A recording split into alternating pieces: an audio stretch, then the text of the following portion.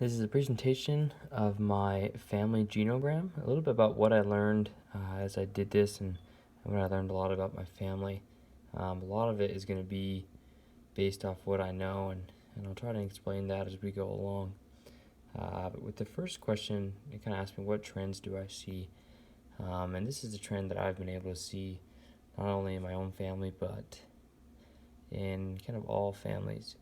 There seems to be someone that is kind of disconnected with the family. Obviously, this doesn't happen with all of them, but in my example, we have my Uncle Jerry and my Uncle Penny. I've actually never met my Uncle Penny that I can remember, but these are kind of the quote-unquote black sheep of the family.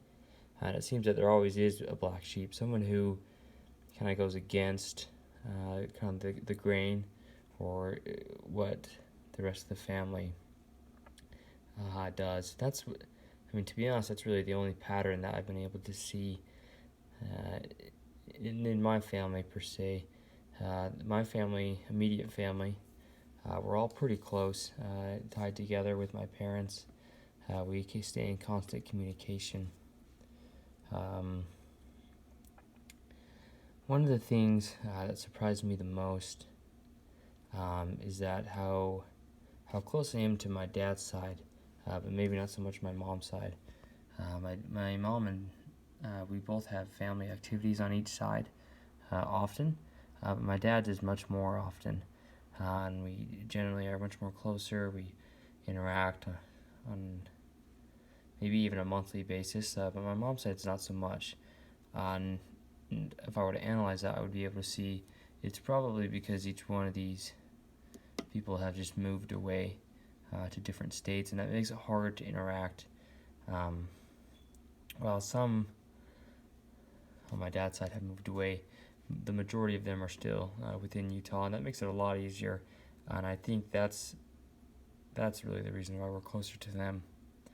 Um, and I think it also goes back to the grandparents as well. My mom's grandparents tend to like to be by themselves and not so much with anyone else. But my grandma, however, likes to spend time with us and gets to know us on an individual basis. And I think that relationship causes us to draw towards her a little bit more than my other grandma. I learned, or we'll get back to that at the end, what I learned. Really some traits that I see that are passed on. And this is something that wasn't necessarily included in my genogram, but some things I really learned is how easily personality traits can get passed on down.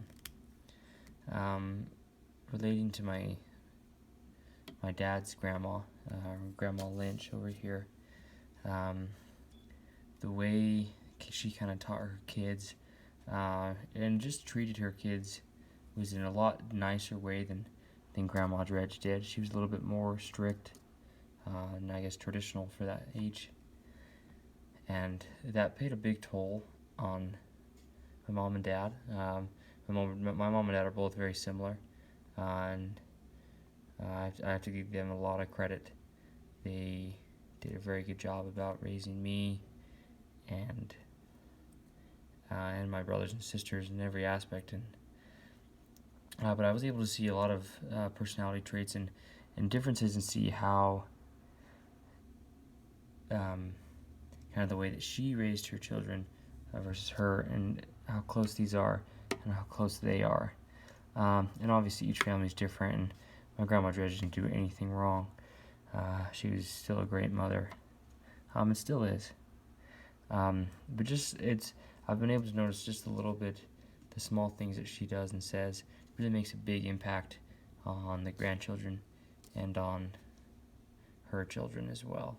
And so that would really be the only thing, the kind of interpersonal issue that I was able to see and realize, is that my grandma, kind of the way that she dealt with things was a little bit more strict, and she was really short. It's kind of her way or the highway, And because of that, that kind of allowed her just kind of do her own thing.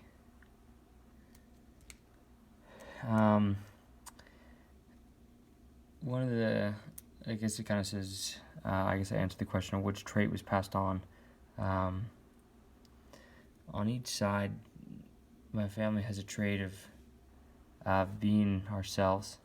As I just explained, it was kind of my grandma's way or the highway.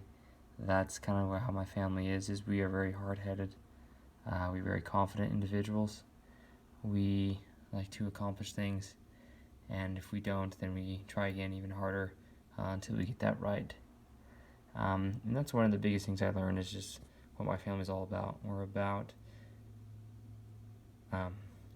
very close to each other, and we support one another no matter what that is. And we think that our way is correct all the time, which is good and can be bad as well. But like I said, what I learned is that my family is very close, that we love one another and support one another in all our challenges, whether that may be breast cancer or struggling with type 1 diabetes. We support one another and we fight for one another in every circumstance. And I hope you enjoyed it. I enjoyed learning about my family and what that narrative may be.